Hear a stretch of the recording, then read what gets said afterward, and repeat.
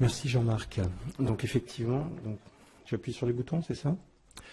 Alors, l'idée de ce retour d'expérience, cette conférence cet après-midi, effectivement, c'est de vous faire un retour d'expérience sur ce qui s'est passé pendant le test.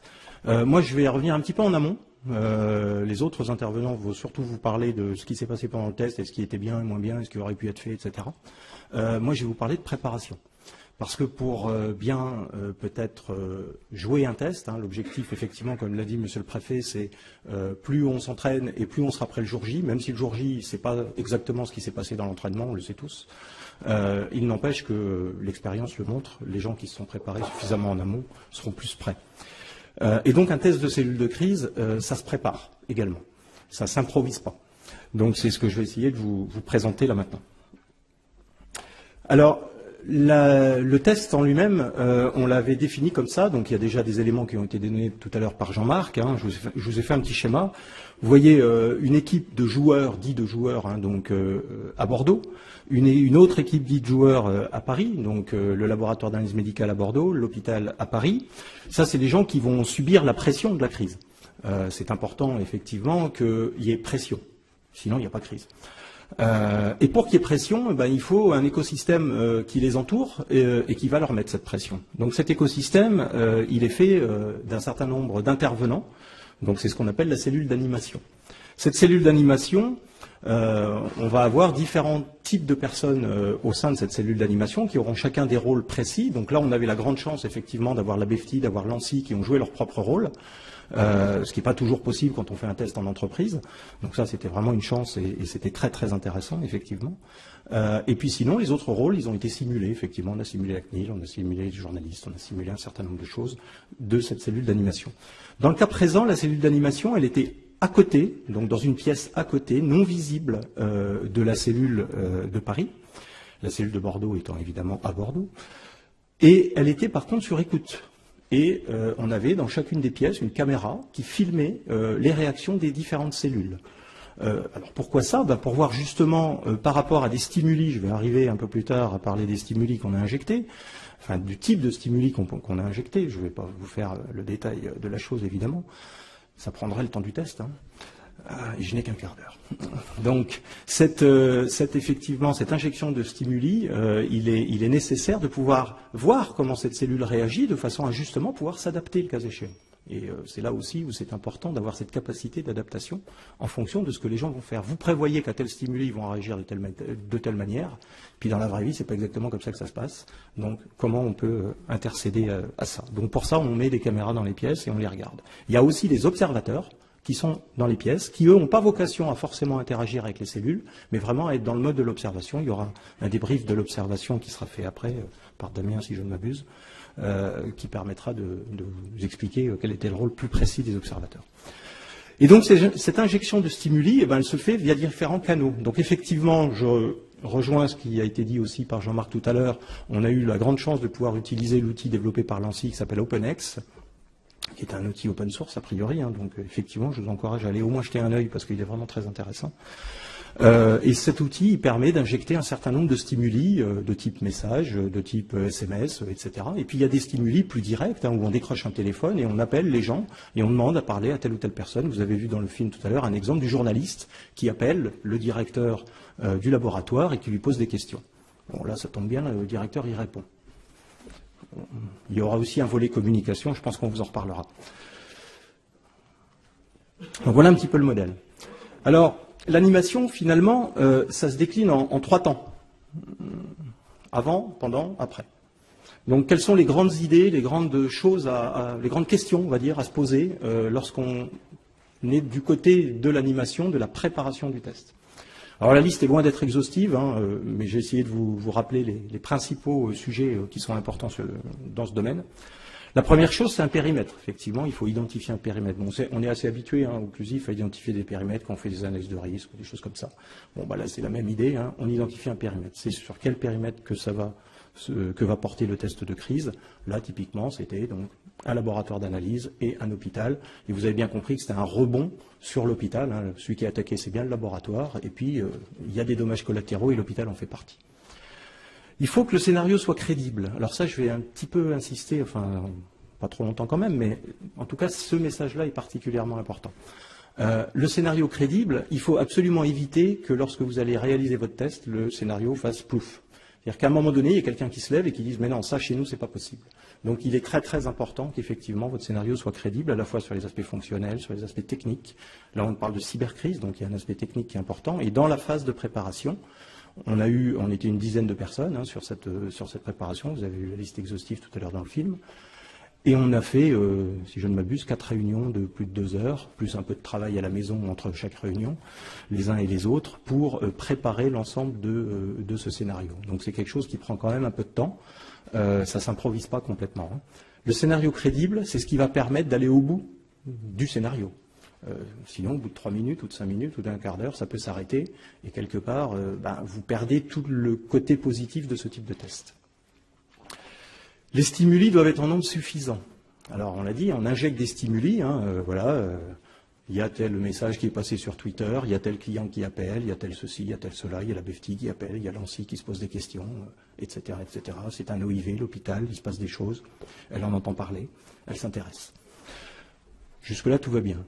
Effectivement, ces stimuli, il faut qu'ils soient en nombre suffisant, parce que là aussi, vous ne savez pas. Dans la préparation, on se dit, tiens, ce stimuli-là, il va durer 3 minutes. Puis dans la vraie vie, il peut durer un quart d'heure, il peut durer 10 secondes. Donc encore une fois, il faut prévoir un nombre suffisant de stimuli pour tenir en haleine l'ensemble de la cellule de crise, ou des cellules de crise dans le cas présent, sans quoi, pareil, votre scénario que vous aviez prévu sur 2h30, au bout de 20 minutes ou une demi-heure, il va être terminé. Ou alors il va durer 4 heures. Alors s'il dure 4 heures, on peut toujours l'arrêter à 2h30. Ça peut être un peu frustrant, mais c'est moins problématique malgré tout. Ce qui est important, c'est d'en avoir suffisamment au cas où certains stimuli seraient traités plus vite que ce qu'on avait imaginé. Chaque animateur doit se préparer à son ou ses rôles. On l'a dit tout à l'heure, hein, quand on simule un journaliste, quand on simule la CNIL, quand on simule potentiellement des autorités diverses et variées, une tutelle ou autre, ça ne s'improvise pas complètement. Donc il y a des gens qui sont plus à l'aise avec ça que d'autres. Donc là aussi, les animateurs, il va falloir qu'ils soient prêts eux-mêmes à jouer leur propre rôle d'animation, le ou les rôles qu'on leur aura demandé de faire. On avait aussi un IRP, on avait aussi une instance représentative du personnel, etc. Des gens comme ça, dans l'ensemble de la cellule. C'est important que l'ensemble de la chaîne soit traité. Et puis il faut simuler le test. On a nous-mêmes joué le test en amont. Alors on l'a joué en concaténé, mais on l'a nous-mêmes joué en amont pour voir si oui ou non, on l'a descendu, stimuli après stimuli, pour voir si oui ou non, l'ensemble, la vue globale du test était cohérente, raisonnable, tenable, envisageable. Voilà pour avant. L'animation, c'est aussi pendant le test. Donc pendant le test, c'est des outils qui doivent être prêts. Donc là, typiquement, effectivement, comment je transmets mes stimuli. Donc là, on l'a dit, on avait un outil, OpenX, on avait des téléphones, on avait le cas échéant des gens qui pouvaient intervenir en tant que personne s'il le fallait. Et puis, c'est comment je récupère l'information qui vient de la cellule de crise, ces CRI, ces cellules de crise. Donc là, je l'ai dit, on était en écoute au travers de caméras. Et donc, on les voyait, on les entendait réagir en temps réel aux différents stimuli. Il faut être capable de réagir en live. J'en ai également parlé tout à l'heure. C'est la possibilité qu'à un stimuli donné, la réponse qui est apportée par les cellules de crise ne soit pas celle que vous aviez identifiée. Ce qu'on appelle généralement les arbres de crise, où on va identifier plusieurs options de réponse. Et puis des fois, malgré les plusieurs options, il y en a une qu'on n'avait pas prévue. Et ça arrive assez fréquemment. Et là, il faut être capable de rebondir dessus pour intercéder sur le sujet. On l'a vécu là typiquement dans le test au travers de messages tweet et Facebook qu'on a intégrés par rapport à des réponses qui étaient faites de la cellule de crise qu'on n'avait pas prévu d'intégrer au départ. Donc on a généré des messages Twitter et Facebook, certains messages Twitter et Facebook en live, alors qu'ils n'étaient pas prévus à l'origine. Notez les points forts, les axes d'amélioration.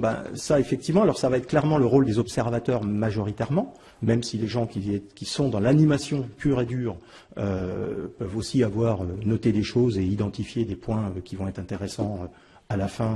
On va y revenir quand je parlerai après le test. Mais ces points forts, effectivement, il va falloir les identifier. Alors c'est toujours intéressant quand même de dire aux gens ce qu'ils ont a priori plutôt bien fait. Parce qu'on est tous humains et on aime bien quand même aussi entendre qu'on fait des choses bien. Et puis les axes d'amélioration, je n'ai pas parlé de points faibles, pour que personne ne soit trop choqué, mais effectivement l'idée de pouvoir faire mieux la prochaine fois sur tel ou tel sujet. L'objectif d'un test de crise, hein, c'est à la fois que les personnes soient prêtes et aussi que la fois prochaine, si on devait rejouer le même test, eh ben, peut-être que certaines choses qui se sont passées ne se passeraient plus. C'est anticiper aussi certains problèmes.